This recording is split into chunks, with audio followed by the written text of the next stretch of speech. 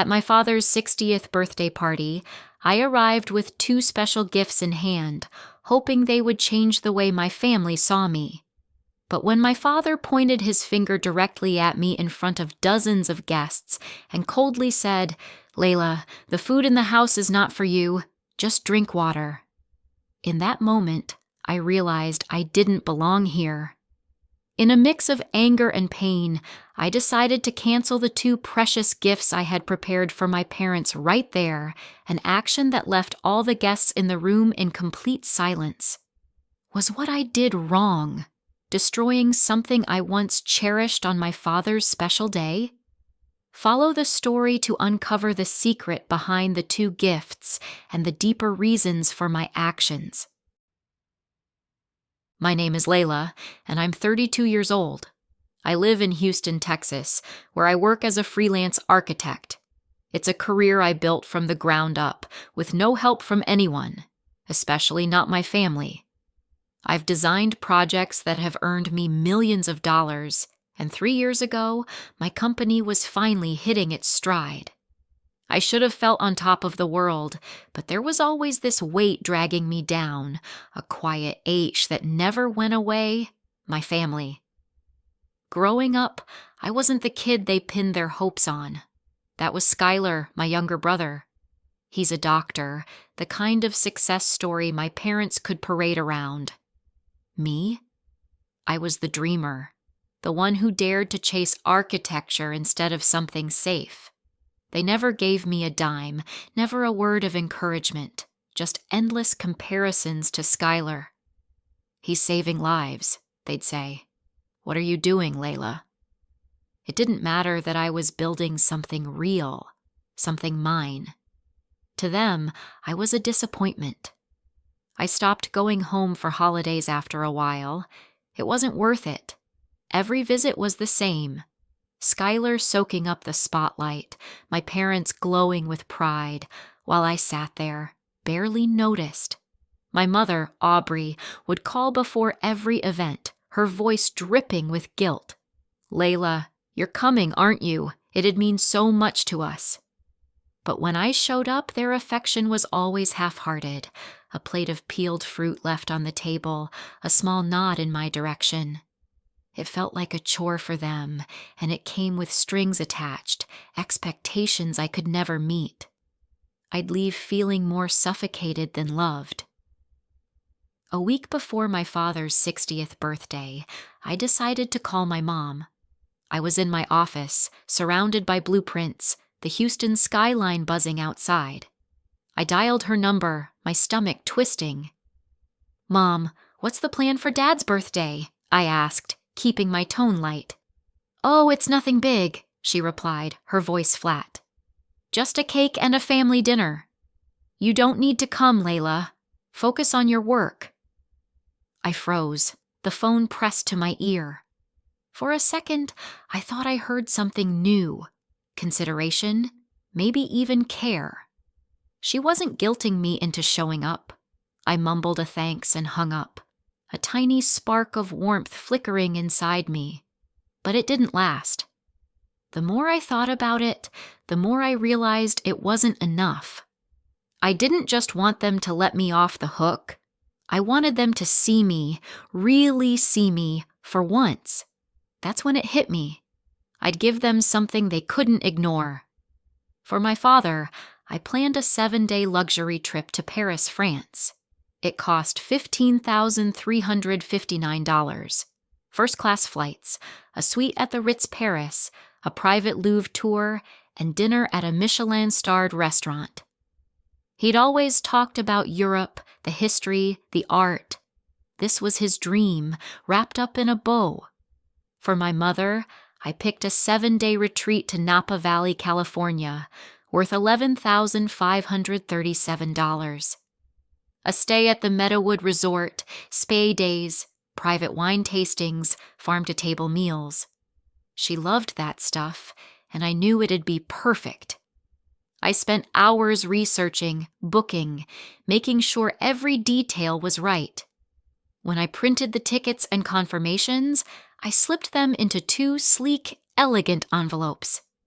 My hands trembled a little as I sealed them. I could already see it. Their faces when they opened them. The shock, the pride. Maybe even "We're so proud of you, Layla." It was a long shot, but I had to try. This was my chance to prove I was worth something to them. I drove the 3 hours from Houston to Dallas, the highway cutting through flat plains under a sky turning gold with the setting sun. My hands clung to the steering wheel, the 2 envelopes resting on the passenger seat, gifts I'd poured my heart into, Paris for Dad, Napa for Mom. I pictured their smiles, the warmth of being welcomed, maybe even a flicker of recognition for once. The thought kept me going, though my stomach twisted with every mile. What if it wasn't enough? What if I still fell short? The house came into view and my breath hitched. Dozens of cars lined the driveway and spilled onto the street. Shiny sedans, a couple of pickup trucks, and a sleek black limo that screamed extravagance. This wasn't the quiet dinner Mom had promised. I parked on the curb, grabbed the envelopes, and stepped out, my heels unsteady on the uneven pavement. Laughter and music drifted from the open front door, the air thick with the scent of grilled meat and perfume. Inside, the living room buzzed with strangers, some in black suits lurking in corners, others clustered around a table piled with food. My chest tightened. Who were all these people? I spotted Mom near the kitchen, fussing over a tray of appetizers, and Dad by the fireplace, his voice carrying over the crowd. I took a step toward him, but stopped dead when I heard my name. "Layla's a failure," Dad muttered to Uncle Harold, his tone sharp enough to cut. "If she shows up, she'll ruin the whole mood." Uncle Harold snorted, swirling his drink. "Come on, she's not that bad. Just not Skylar." The words hit like a slap, my throat closing up. I stood there frozen, the envelopes crinkling in my grip. Before I could move, Brian, my cousin, popped up beside me, his grin wide and oblivious. "Layla, you're here!" he shouted, his voice slicing through the noise. Heads turned, eyes landing on me like spotlights. Dad's gaze snapped over, and for a split second, he looked caught. Then he forced a laugh, too big, too fake. "Layla, didn't expect you. Come in, join the fun." But his eyes were ice, daring me to call him out. Mom rushed over, her frown barely hidden behind a thin smile. "Layla, you didn't call ahead. I only made enough food for 30 people. You know how these things are." Her voice was polite, but it stung like a reprimand. I wasn't planned for. I wasn't wanted. "I brought gifts," I managed, holding up the envelopes, my voice barely above a whisper. Skylar swaggered up, his smirk cutting. "Gifts? What, you actually showed up with something for Dad's birthday? Or did you just grab some trash on the way?" His words dripped with mockery, and I clenched my jaw, the truth about the envelopes burning in my chest. I said nothing, just turned and found a chair by the window. The glass was cool against my shoulder as I sat, the party spinning around me like I wasn't even there. I felt invisible, a stranger in my own family's home.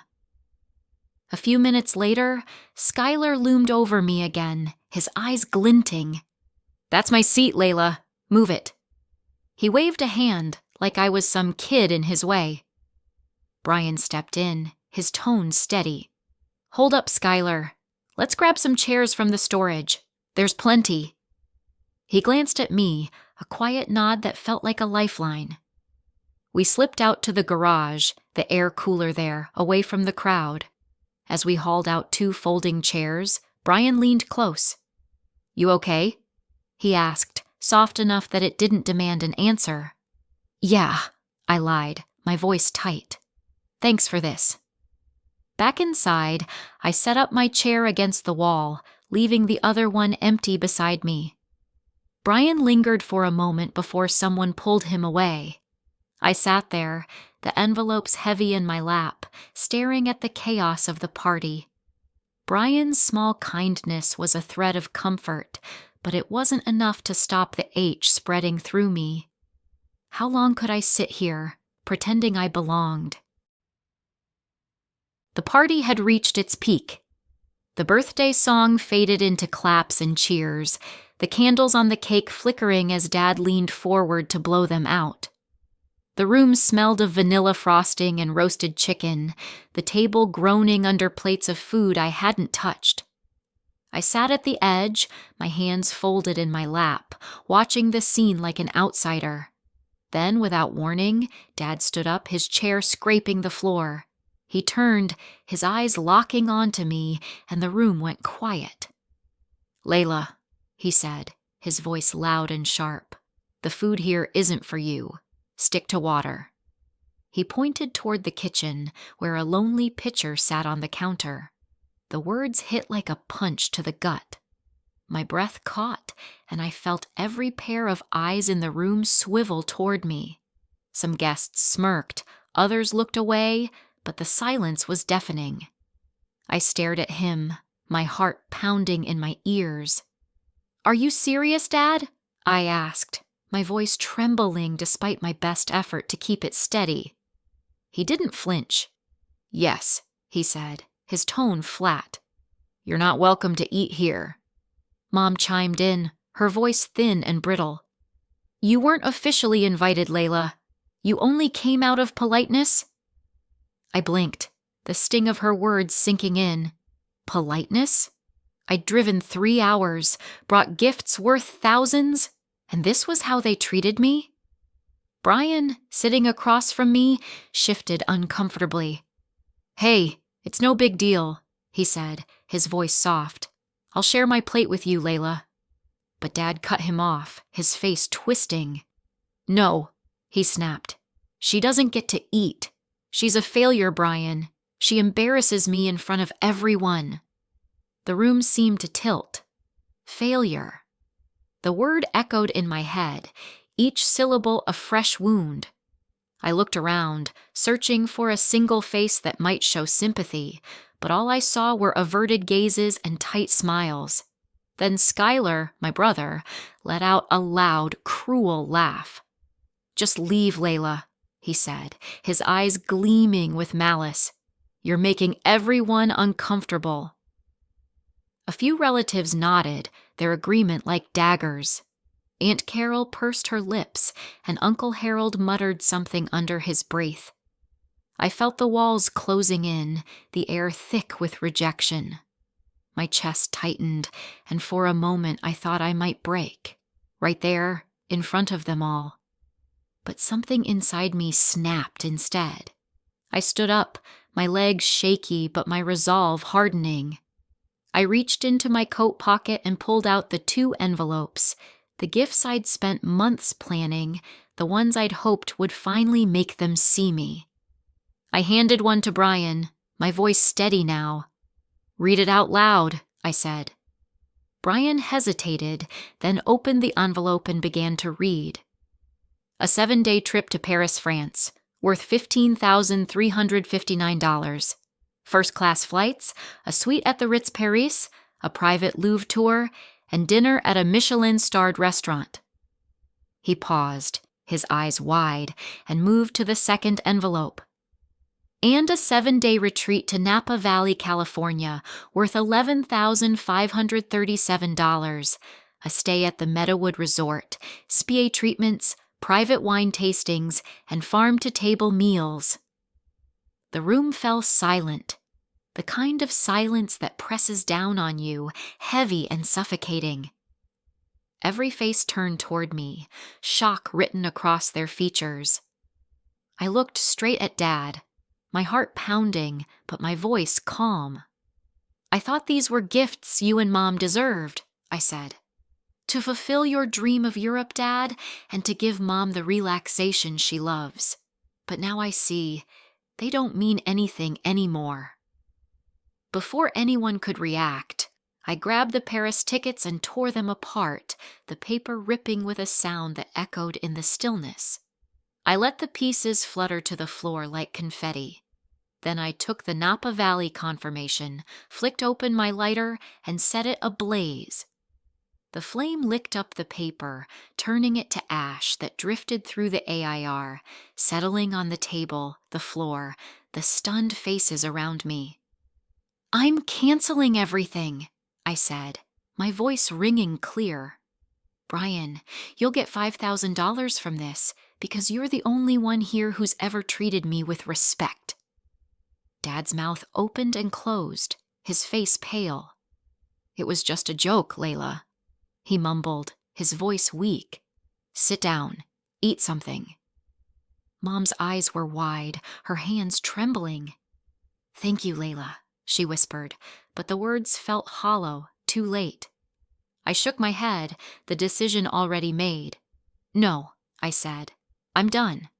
And with that, I turned and walked toward the door, the weight of their stares following me. But for the first time, I didn't care. I was free. The moment I turned my back on them, the room seemed to shrink behind me. The chatter, the clinking glasses, the laughter, it all blurred into a distant hum.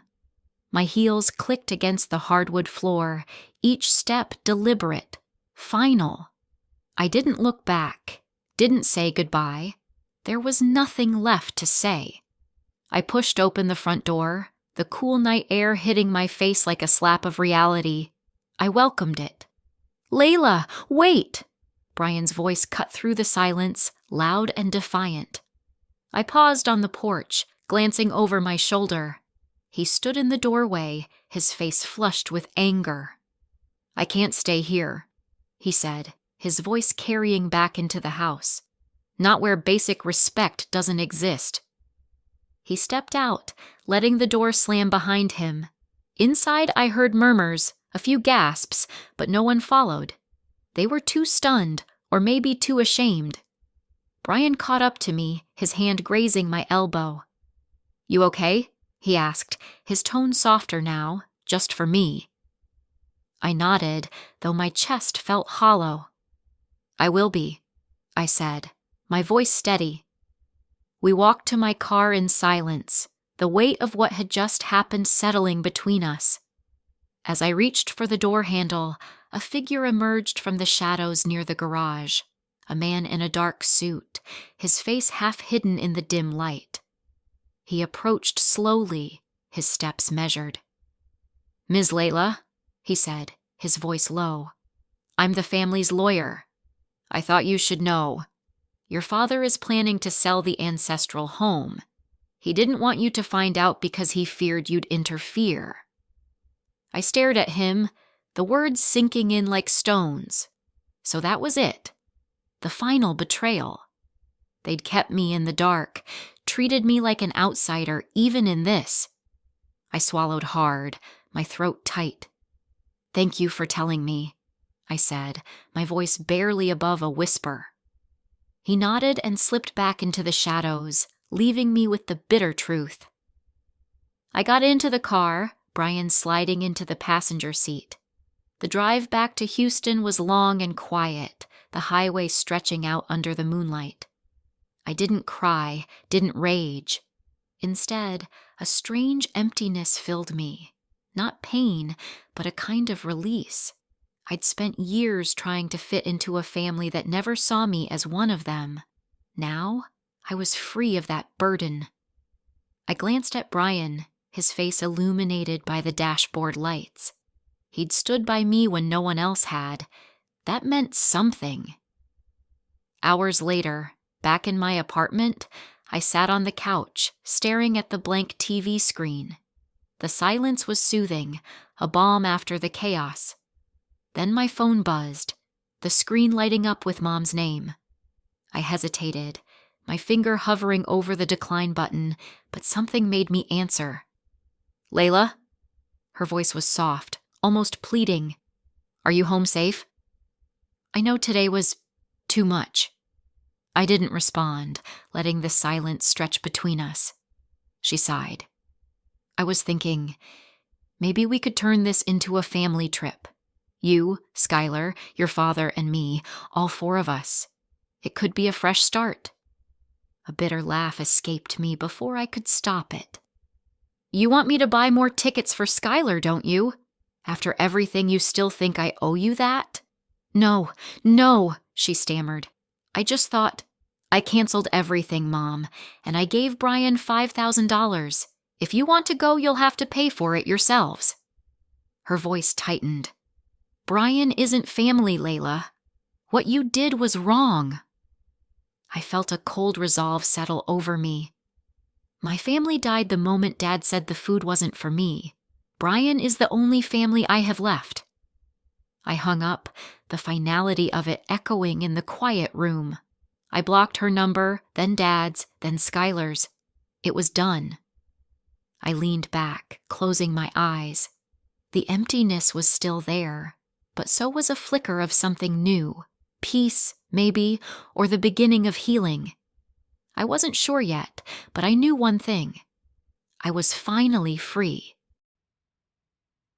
The sun beat down on us, relentless and bright, as we hammered nails into the wooden frame of what would soon be someone's home. We were in a small, dusty community on the outskirts of Houston, where rows of half-built houses stood like promises waiting to be fulfilled. Sweat trickled down my back, and my hands ached from gripping the hammer, but I didn't mind. For the first time in a long while, the H felt good, purposeful. Brian worked beside me, his shirt soaked through, a smudge of dirt on his cheek. He'd insisted on coming when I told him about the charity trip, using the $5,000 I'd given him to fund the project. It's your money, I'd said, but he shook his head. No, it's ours now. Let's do something that matters. We'd been at it for hours, nailing boards, measuring cuts, laughing when we messed up. The other volunteers moved around us, a quiet hum of activity, sawing, painting, lifting. There was something healing about it, something that filled the hollow spaces inside me. Each swing of the hammer felt like I was building more than just a house. I was building a new version of myself, piece by piece. Brian paused, wiping his brow with the back of his hand. He looked at me, his eyes squinting against the sun. You feel lighter, don't you? He asked, his voice soft but certain. I stopped, lowering the hammer, and let out a breath. Yeah, I said, a small smile tugging at my lips. I do. And it was true. The weight of my family's expectations, their constant disapproval, it had lifted, like a storm cloud finally drifting away. Here, in this place, with these people, I was enough. I didn't need to prove anything anymore.